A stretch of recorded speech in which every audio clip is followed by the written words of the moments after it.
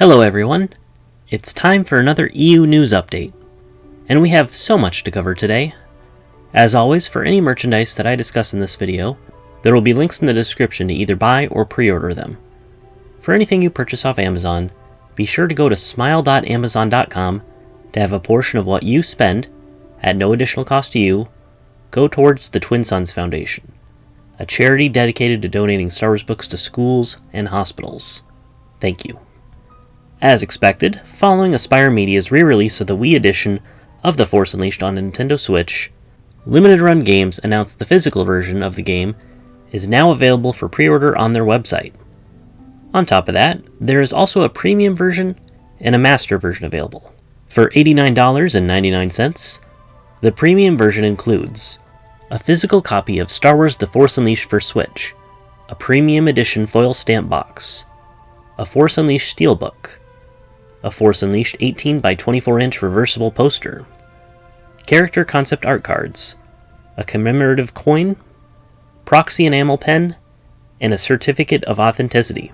For $174.99, the master version includes everything from the premium version, and also a premium foil hardcover strategy guide, a light-up holocron replica, concept art lithographs, and a Starkiller miniature hilt replica.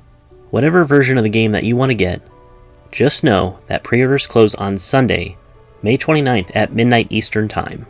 Speaking of Aspyr Media, on social media they've made it quite clear that they love Star Wars games, and will continue to release them on modern consoles for new audiences, as long as there is demand. Meaning that if people buy them, obviously Aspyr will keep releasing them. Furthermore, this seems to be an open invitation. Is there a Star Wars game that you want to see get ported over to the Switch, PC, Xbox, or PlayStation? Let them know. This particular tweet that blew up was specifically talking about porting over all 3 Rogue Squadron games. And I think all of those are very likely contenders to one day see a modern port. But there are dozens of other games that deserve the same treatment.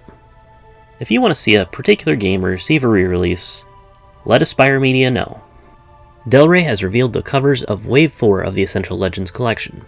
As you may already know, the books to be re-released in this wave are X-Wing the Krytos Trap, Darth Maul Shadowhunter, and Death Troopers. And frankly, the covers in this wave are probably the best looking so far. I hope they continue to raise the bar. These books are set to be released on August 2nd. Even more exciting, the Krytos Trap and Darth Maul Shadowhunter are going to receive full unabridged audiobooks for the first time.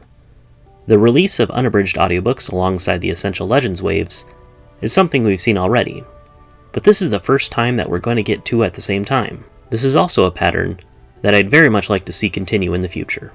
The fan server of Star Wars Galaxies, SWG Legends, has announced a major patch to add farming, ranching, and spicing into the game. Players can raise livestock and grow plants for decorative purposes or resources. And some of those resources can be used to enhance food, to create camo kits, or even in the creation of spice, which is once again available to smugglers. Even though Galaxies officially ended over a decade ago, fans have allowed it to survive and thrive. The expanded universe continues in many ways. One of the more interesting ways it's continuing is in the form of a Darth Revan backpack, which is now available on GameStop.com for pre-order. What better way to show your love for this amnesiac Sith Lord than to carry your math homework and lunch inside of him? The best part though? The zippers are his red and purple lightsabers. Now that is too cool for school. The Revan backpack is expected to release on June 17th. According to yakface.com, the vintage collection figure of Boba Fett as he appears in the Droids cartoon seems to finally be hitting Target stores. This one in particular was spotted at Dayton, Ohio. And next time you go to Target, keep your eyes peeled for this guy. I just got done reviewing one hardcover omnibus when another comes out. Star Wars Legends Omnibus The Empire Volume 1 was released on May 3rd. The Old Republic has fallen, and the Empire is rising. In the aftermath of Episode 3, Sith Lord Palpatine exerts his ruthless grip on the galaxy as his enforcer Darth Vader leads a brutal purge to wipe out the Jedi Order. Marked for death, Jedi Master Kukruk must protect the younglings under his care, as Master Das Jenner finds refuge with a crew of smugglers.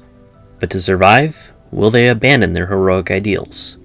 Meanwhile, the relentless Vader must rescue an officer's son and defend the Emperor from an uprising, by any means necessary. Witness the beginnings of the Galactic Empire. As you can probably tell, the Omnibus collects the Star Wars comics that take place shortly after Revenge of the Sith, such as Star Wars Republic issues 78 through 80, Purge, Darth Vader and the Lost Command, Dark Times, and Darth Vader in the Ghost Prison. In international news, and I always enjoy to see love for Star Wars legends worldwide, France is going to receive The Star Wars, which was the comic based on George Lucas's original screenplays for A New Hope. Not really part of the expanded universe as a whole, but something I always enjoyed seeing play out as a what could have been for Star Wars. But Italy is just getting a ton of Star Wars content this month. First off, Volume 8 of Classic Star Wars, aka issues 67 through 75 of the original Marvel run, was originally going to come out back in April, but it looks like it got pushed back to May 5th. Also came out on May 5th, Volume 1 of the Clone Wars, and Volume 2 of the classic newspaper strips. On May 19th, the Kenobi novel comes out in Italy, in the Essential Legends collection format. And on May 26th, Volume 2 of the Legacy comics. A very good month to be a Star Wars fan in Italy. On the 31st, we are getting a Thrawn Trilogy Box Set. This will include the books Heir to the Empire, Dark Force Rising, and The Last Command, and they will be in the Essential Legends collection format. The box set is only available for pre-order, but all 3 books themselves you can buy right now individually. If you somehow haven't purchased these books yet, or if you want to get them for a friend to get them into the EU, then now's the time. And finally, later this month, we're getting Star Wars Celebration after 3 years of waiting. And personally, I don't really think that there's a whole lot to look forward to. But I'd love to be proven wrong, though I probably wouldn't even have mentioned it if it wasn't for the fact that my favorite Star Wars comic, Tales of the Jedi, is likely going to be desecrated by the cowboy impersonator himself, Dave Filoni. Do you remember the holiday gift box that Lucasfilm employees got last year? The one that had the logos of the projects that Lucasfilm was currently working on?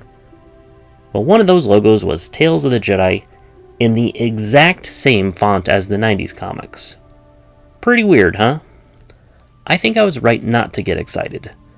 What we're going to be getting is an animated anthology about Jedi. So, literal Tales of the Jedi. I have zero expectations, and somehow I still think I'm going to be let down. With Dave Filoni's involvement, I somehow doubt that this is going to be a Legends-oriented series that is faithful to the continuity of the Dark Horse comics. I'm hoping that it's just stealing the title and isn't going to actually try to adapt them. The last thing I want to see them do is create a bastardized Disney canon version of Tales of the Jedi. Either way, when someone asks if I'm a fan of Tales of the Jedi, I have to now clarify that I'm talking about the series by Tom Veitch and Kevin J. Anderson, and not the Disney Plus show. But what do you all think? Let me know in the comments below.